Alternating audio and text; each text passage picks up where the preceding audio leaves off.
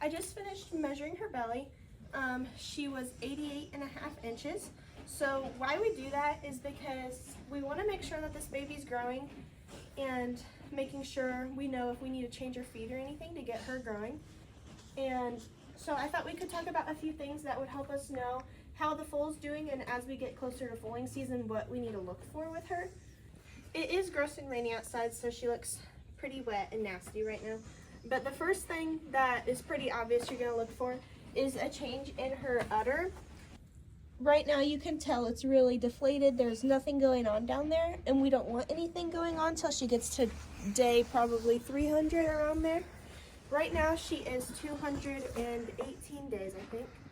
So we're definitely not going to see any change over there for a little bit. That's why we're looking at the before. That way we can see how she progresses.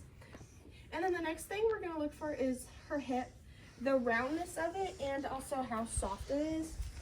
So right now it's pretty firm. If it gets really soft and jiggly, like jello I'd say, then that means she's getting pretty close. And then she still has a full round hip, but if this flattens down, she's definitely getting closer to foaling. And then same thing back here, her tail, see, she doesn't want me to push it up. So this will get a lot more relaxed and you'll be able to bend it over. So that's definitely something we can look for that will progress with her, because she's firm and she's not very relaxed back here yet. And obviously her butt will change. She's a maiden mare, so she's really firm, but I'd say if you have a mare that's had multiple babies before, she might be a little bit looser back here, and that's probably something you can't go off of.